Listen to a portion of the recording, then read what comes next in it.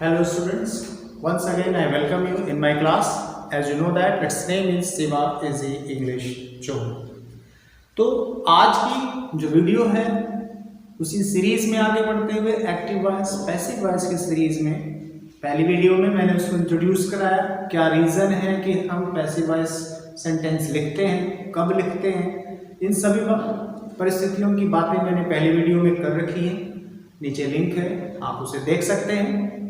आज की जो बात है उसी की बात को आगे बढ़ाते हुए है कि टेंस का चेंज, प्रोनाउन का चेंज कब और किन दशाओं में कैसे करते हुए हम सेंटेंस को एक्टिव वॉइस से पैसिव वॉइस में लिखते हैं, इस पर आज हम चर्चा करेंगे।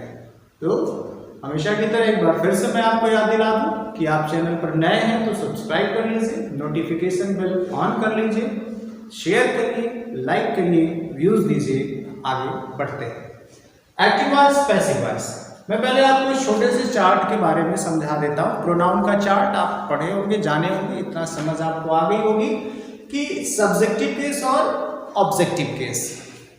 ठीक है, सब्जेक्टिव केस वो प्रोनाउंस जो एज सब्जेक्ट किसी सेंटेंस में इस्तेमाल किए जा सकते हैं, यानी प्रोनाउन का वह रूप जो किसी वाक्य में कर्ता का स्थान ग्रहण कर सकता है, वो सब्जेक्टिव केस के प्रोनाउन कहलाते हैं। यहाँ पे देखिए आप साथ लिखे हुए हैं। और वह प्रोनाउन की रूप जो किसी वाक्य में ऑब्जेक्ट की प्लेस पर इस्तेमाल होते हैं उन्हें ऑब्जेक्टिव केस का प्रोनाउन कहते हैं, जैसे आप उस तरफ देख पा रहे हैं। अब इसका यूज कैसे करना है मैं आगे बताऊंगा। कुछ और भी चीजें मैंने लिख रखी है आपको। इधर टेंस का टेबल है, तो बहुत जरूरी बात इसमें मैं करूंगा, वीडियो को लास्ट तक जरूर देखिए, बने रहिएगा, आपको एक एक चीज समझाऊंगा। इस तरफ लिखा हुआ टेंस एक्टिव और पैसिव, यानी टेंस 8 एक्टिव वॉइस में क्या लक्षण दिखेंगे, पैसिव वॉइस बनाते समय उसको किसमें बदल देंगे। मन में एक सवाल उत्पन्न हुआ होगा कि टेंस तो कुल 12 में सिखाया आपने, फिर यहाँ 8 ही क्यों लिखे? क्योंकि पैसिव वॉइस सभी 8 की सामान्यतः कॉमनली नहीं बनती, सभी 12 की नहीं बनती, 8 की बनती। ऐसा मैं नहीं कहूंगा कि नहीं बनती, बनती ही नहीं, बनती, लेकिन वो uncommon use of English grammar में आती है, यानी कि जनरली उसका इस्तेमाल नहीं किया जाता है। मैं बता दूंगा उसे भी, जो 4 बचे हुए टेंस है उनकी पैसिव वॉइस कैसे बनाई जाती है, उसके बारे में भी डिस्कस करूंगा मैं। लेकिन पहले जो कॉमन चीज है वॉइस में उस पर बातें कर लेते हैं। प्रेजेंट इंडेफिनिट, आपको पता है एक्टिव की पहचान मैंने टेंस पढ़ाते वक्त ये बात सिखाई है। अगर आप चूक गए हो, नए हो, तो लिंक है नीचे टेंस के नाम से, आप जाइए देख लीजिए, एकदम स्पष्ट हो जाएगा टेंस की पहचान करना, वो एक्टिव है या पैसिव, ये आज मैं यहाँ सिखा देता हूँ। तो अगर वो एक्टिव वॉइस में प्रेजेंट इंडेफिनिट होगा तो वर्ब की फर्स्ट फॉर्म आएगी प्लूरल सब्जेक्ट के साथ, और वर्ब की फर्स्ट फॉर्म में यस या ईएस लगा मिलेगा अगर सब्जेक्ट सिंगुलर हुआ तो। अगर सेंटेंस इंट्रोगेटिव नेगेटिव होते हैं तो हमें इन दो हेल्पिंग वर्ब यानी डू और डज के साथ वर्ब की फर्स्ट फॉर्म मिलती है।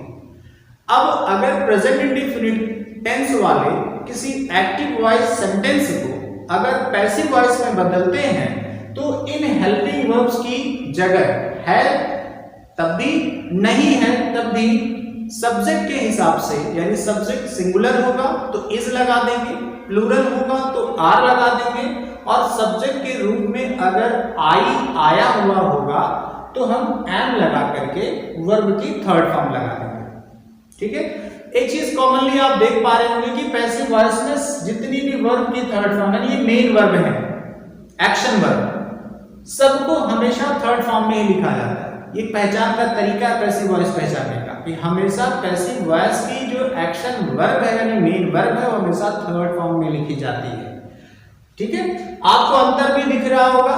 एक्टिव वॉइस के लक्षण कुछ और, टेंस वही है, इसकी पहले वाली वीडियो मैंने अंतर समझा रखा है, टेंस का नाम वही रहता है, फर्क क्या हो जाता है, present indefinite in active voice, present indefinite in passive voice. तो थोड़ा सा बदलाव वर्ब का देखने को मिलता है, सेंटेंस के स्ट्रक्चर में मिलता है। मैंने ये भी बताया कि अर्थ पर बहुत प्रभाव नहीं पड़ता है, ठीक है, मूल भाव वही रहता है, उसमें कोई परिवर्तन नहीं होता है। किन परिस्थितियों में इस्तेमाल करते हैं पैसिव वॉइस, इस पर भी मैंने चर्चा की है। तो अगर आप फिर कहूंगा नए होंगे तो वीडियो जरूर देख लीजिएगा। तो इस तरीके से मैंने 8 टेंस लिख रखे हैं जिनकी सामान्यतः पैसिव वॉइस बनती है। एक्टिव में उनके लक्षण क्या होते हैं टेंस पहचान में, और जनरली जब पैसिव में बदलते हैं उसको किस रूप में बदल देते हैं, एकदम सामान्य तरीके से आप इसको देख लीजिए, समझ लीजिए। फिर बात आती है परिवर्तन कैसे करते हैं। बहुत छोटा सा रूल है। अब अगर आप देख पा रहे हैं कि एक्टिव वॉइस का ये जनरली सेंटेंस फ्रेम किया जाता है, स्ट्रक्चर जो सेंटेंस का होता है सब्जेक्ट वर्ब ऑब्जेक्ट। एक कॉमन चीज समझ लीजिए, ये नहीं कि सेंटेंस दिखा दो आप लगे हाथ तुरंत उसको एक्टिव से पैसिव में बदलने लगे। उसके लिए मूलतः 2 बातों का विशेष ध्यान रखना पड़ता है। वो 2 बातें क्या है अभी बताता हूं। सब्जेक्ट वर्ब और ऑब्जेक्ट, जब आप उसे पैसिव वॉइस में कन्वर्ट करते हैं तो सब्जेक्ट की जगह ऑब्जेक्ट आ जाता है। जाहिर सी बात है ऑब्जेक्ट पीछे है तो ऑब्जेक्टिव केस का होगा, जब उसे आप सब्जेक्ट की प्लेस पे लाएंगे तो सब्जेक्टिव केस में हो जाएगा। और ठीक वैसे ही जो सब्जेक्ट आगे है तो सब्जेक्ट की प्लेस पे था तो सब्जेक्टिव केस में था, अगर वह पीछे ऑब्जेक्ट की प्लेस पे जाएगा तो ऑब्जेक्टिव केस का हो जाएगा। नहीं समझ में आएगा परेशान मत होइएगा, अभी मैं एग्जांपल के थ्रू से समझाऊंगा। मूल जो परिवर्तन है वर्ब बीच में ही है, यानी सब्जेक्ट ऑब्जेक्ट के बीच में वर्ब रहती है और हमेशा रहती है, लेकिन अपने मूल स्वरूप से थोड़ा सा परिवर्तित होकर के, एज इट इज नहीं रहती, थोड़ा सा परिवर्तित होकर के। ये थोड़ा सा परिवर्तित क्या है, यही है थोड़ा सा। जैसे मैं कहूं कि इज एम आर के साथ आईएनजी लगता है तो ये एक्टिव वॉइस है। अगर उसी में देखिए बीइंग के साथ थर्ड फॉर्म ऐड हो गया तो पैसिव वॉइस, ये थोड़ा सा परिवर्तन है। यूटिलाइज कैसे करेंगे अभी सिखाता हूं। मैंने कहा कि पैसिव वॉइस तुरंत नहीं बनाते, 2 शर्तें जरूर चेक करते हैं। वो 2 शर्तें क्या हैं?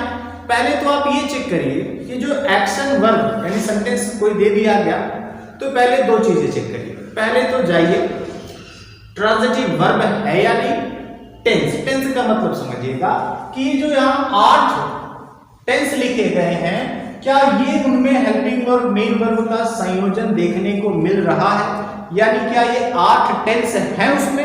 अगर हैं तो संभावना है कि वो पैसिव वॉइस में बदला जा सकता है। दूसरी चीज मैंने बताई कि ट्रांजिटिव वर्ब आपको पता है, पढ़ाया गया है। फिर कहूंगा नहीं समझ पा रहे होंगे तो ट्रांजिटिव इंट्रांजिटिव की वीडियो है, लिंक में नीचे देख लीजिएगा।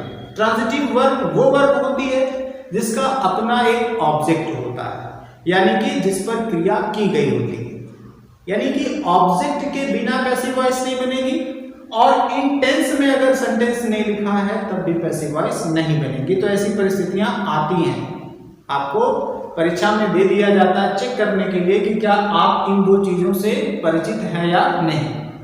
तो मैं फिर से आपको हिदायत देता हूं कि किसी भी सेंटेंस को, यानी एक्टिव वॉइस का कोई सेंटेंस आपको दिया गया, ठीक है, तो आप 2 चीजें जरूर चेक करिए कि उसकी मेन वर्ब ट्रांजिटिव है या नहीं है, और वो टेंस परिवर्तन योग्य है या नहीं।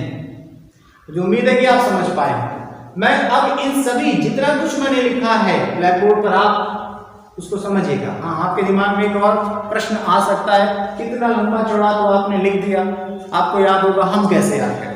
बहुत आसान है समझने का फर्क। देखिए सभी तो पहले मेन वर्ब थर्ड फॉर्म में जाएंगे, ठीक है। जहां पर वर्ब की आईएनजी फॉर्म है उसमें बीइंग के साथ थर्ड फॉर्म हो गया। थर्ड फॉर्म तो आनी है, यानी अगर मेन वर्ब में आईएनजी है तो बीइंग हो जाएगा, अगर मेन वर्ब थर्ड फॉर्म में है तो बीइंग जुड़ जाएगा, ठीक है। बस थोड़ा सा ध्यान दीजिएगा। फिर देखिए आईएनजी तो बीइंग के साथ थर्ड फॉर्म, फिर थर्ड फॉर्म है तो बीन आ गया। जहां भी थर्ड फॉर्म होगी बीन एक्स्ट्रा ऐड हो गया होगा, तो कुल फिर वही बात आती है प्रेजेंट इंडेफिनिट और पास्ट इंडेफिनिट। ये भी बहुत आसान है। वाज वर्ब यानी कि कंटीन्यूअस दिखती हेल्पिंग वर्ब है लेकिन मेन वर्ब में थर्ड फॉर्म ऐड होता है, ठीक है। तो इस बात पर आप थोड़ा सा ध्यान से इसको समझेंगे, टेबल को देख लेंगे तो क्लियर हो जाएगा। बहुत बड़ी परेशानी वाली बात नहीं है, तो आइए मैं आपको कुछ एग्जांपल्स जो लिखे हैं उसको चेंज करके दिखाता हूं कैसे। पहला सेंटेंस लिखा I shall have written the book. तो मैंने आपको कहा कि दो चीजें चेक करने के बाद ही उसको बदलने का प्रयास हमेशा करिएगा। मैं पहले चेक करता हूं कि क्या इसमें जो वर्ब है वो ट्रांजिटिव है या नहीं। वर्ब है रिटन, तो I shall have written what the book. Answer मिल रहा है आपको, मैंने सिखा रखा है कि जो आंसर है वही ऑब्जेक्ट यानी ऑब्जेक्ट है, नहीं ट्रांजिटिव वर्ब है। एक बात तो सच है। फिर दूसरी चीज हमने सिखाई कि इसमें वो टेंस होना चाहिए जो टेबल में लिखा है, यानी यहां देखिए shall have third form, shall have third form दिख रहा है, यानी टेंस भी है, यानी अब परिवर्तन करने चलते हैं, अब पैसिव वॉइस बदलने का प्रयास करते हैं। क्या प्रयास होना चाहिए ध्यान दीजिएगा। एक्टिव वॉइस में देखिए सब्जेक्ट वर्ब ऑब्जेक्ट, यानी कि अगर आप गौर फरमाइए तो ये पूरा का पूरा वर्ब का सेक्शन है, ये सब्जेक्ट है और ये ऑब्जेक्ट अभी आपको बताया है।